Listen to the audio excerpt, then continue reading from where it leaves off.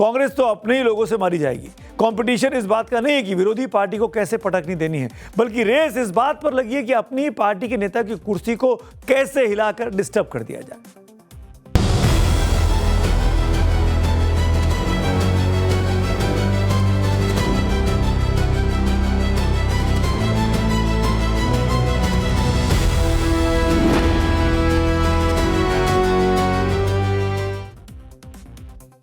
लड़ता पंजाब, उड़ता पंजाब फिल्म आपको याद होगी, लेकिन ये उड़ता नहीं है तो लड़ता पंजाब है। और पंजाब में भी खास तौर पे कांग्रेस पार्टी के नेता हैं।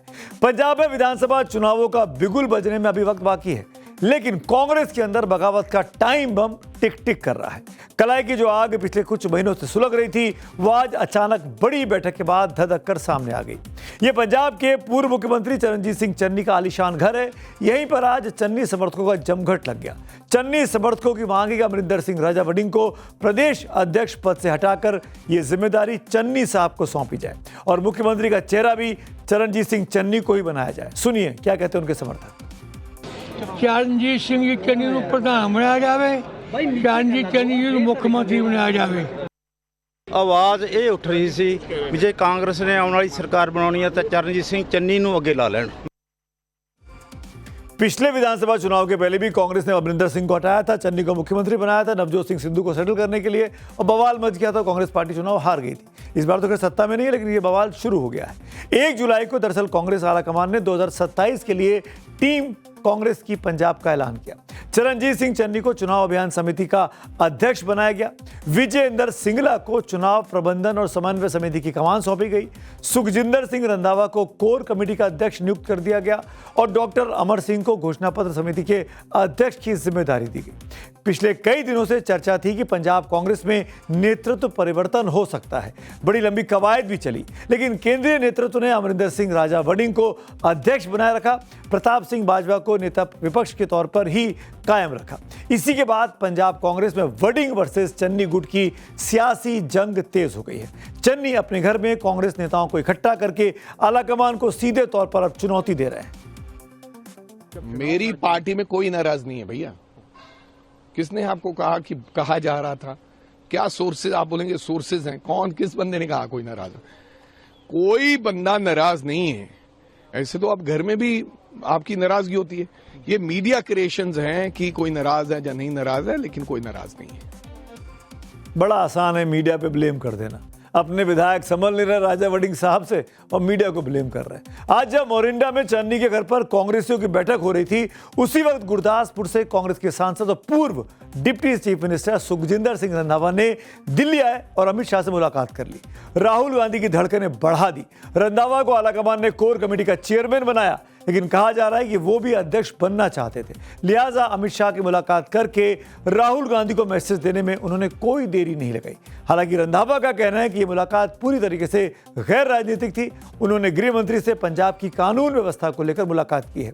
सूत्रों के मुताबिक शाह से रंधावा की मुलाकात राज्यसभा सांसद तरुण चुग ने करवाई है, लेकिन रंधावा का कहना है कि वो उन्हें बाहर आते वक्त मिल गए थे। ट्यूसडे को मेरे को कॉल आया कि मिल लो। मैंने कहा मेरी 2 तारीख को हाउस कमेटी की मीटिंग है, उसके बाद मिलने कहने लगे नहीं फिर 3rd को मिल लो। उस टाइम ना कोई प्रेसिडेंट अनाउंस हुआ था ना कोई और बात थी, पर ये मेरा राइट बनता है और मैं पार्टी से पहले अपने लोगों के लिए आंसरेबल हूँ। जिन्होंने मेरे को वोट दी है, जिन्होंने मेरे को मेंबर पार्लियामेंट बनाकर भेजा है, मैं पहले उनकी सिक्योरिटी के लिए बात करूँगा। पंजाब कांग्रेस में बगावत के कई मोर्चे खुल चुके हैं। चंडीगढ़ से सांसद मनीष तिवारी ने भी एक मोर्चा खोल दिया है। दरअसल 2 पेज की इस चिट्ठी में मनीष तिवारी का कहीं भी नाम नहीं था। इसी से नाराज होकर मनीष तिवारी ने सोशल मीडिया पर यह पोस्ट लिखा, काश मेरे पास लोगों और संस्थाओं की इनसिक्योरिटी का कोई इलाज होता। कांग्रेस ने मुझे पिछले 45 सालों में काफी कुछ दिया है और मैंने भी अपनी पूरी जिंदगी दशकों से कांग्रेस की सेवा में लगा दी है। क्या होगा, जो होगा वो होगा।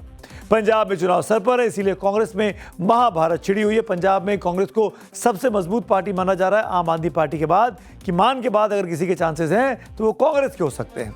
वैसे कांग्रेस नेता वहां भी लड़ने से नहीं चूकते जहां पर चुनाव नहीं हो रहे हो। मध्य प्रदेश की बात करता हूं। जीतू पटवारी और दिग्विजय सिंह के बीच बयानों की जंग लगातार छिड़ी हुई है, जिसने कांग्रेस को हाथ को और कमजोर कर दिया है। जीतू पटवारी, जो कि प्रदेश अध्यक्ष हैं, मुख्यमंत्री मोहन यादव पर 500 करोड़ की जमीन को 1 रुपए में देने का गंभीर आरोप लगाया था। इसके बाद दिग्विजय सिंह बाकायदा एक प्रेस कॉन्फ्रेंस बुलाकर अपने अध्यक्ष जीतू पटवारी के आरोपों को तथ्यहीन करार दे चुके हैं।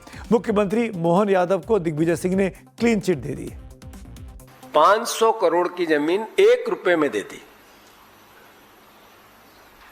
एक ट्रस्ट को।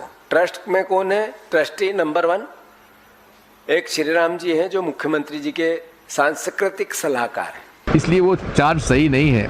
अब देखो, बात यह है, इस देश में दलालों की कमी नहीं। दलाल लोग जो हैं वो लोग अपना झूठे आरोप लगाना और पैसा वसूल करना चलता है। दिग्विजय सिंह का बयान 2-3 दिन पुराना है। इसके बाद उन्होंने सफाई भी दी कि दलाल जो कह रहे हैं वो दरअसल जीतू पटवारी को नहीं कह रहे हैं, एक दलाल नाम के पत्रकार हैं उज्जैन के, उनके हवाले को वो कह रहे थे। अभी भी ये मामला पूरी तरह शांत नहीं हुआ है।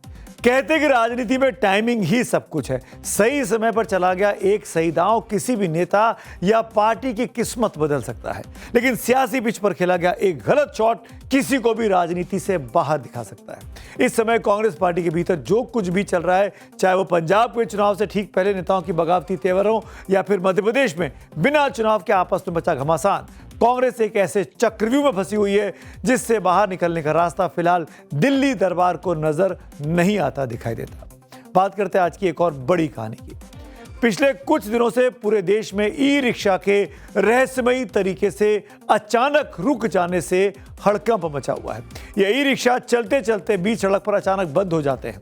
पहले लोगों को लगा कि शायद कोई तकनीकी खराबी है, जिसमें बैटरी की कोई दिक्कत हो सकती है या वायरिंग में कोई खराबी आ गई होगी, लेकिन जब सड़क पर गुजरने वाले हर दूसरे तीसरे ई रिक्शे में ये दिक्कत आने लगी, पता चला कि ये किसी चाइनीज ऐप का इस्तेमाल करके ई रिक्शा रोकने की शरारत की जा रही है।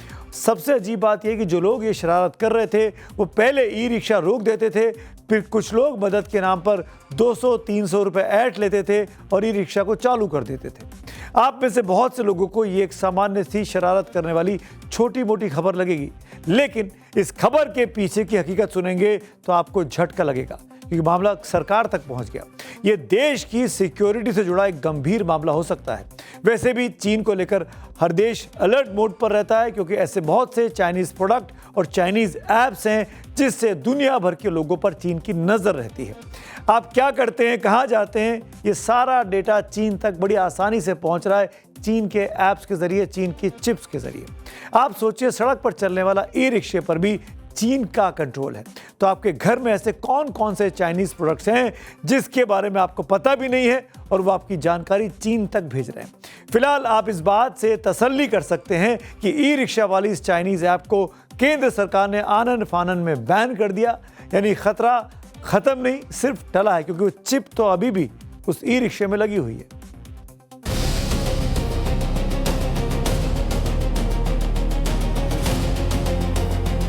सवारी बैठे हुए एकदम बंद हो जाती है गाड़ी, बिल्कुल बुजुर्ग आदमी बिल्कुल परेशानी हो जाता है, सवारी उतर के दूसरी में बैठ जाती है। पब्लिक भी परेशान है, किराए वाले भी परेशान है, गाड़ी वाले भी परेशान है। ना आगे जा रही है ना पीछे जा रही है, क्योंकि गाड़ी के अंदर करंट ही नहीं आ रहा है। इस ऐप के लिए मतलब ये ना, इसको बैन करा जाए। There are a couple of apps which came up to our notice yesterday, and both of them have been taken down from the app stores.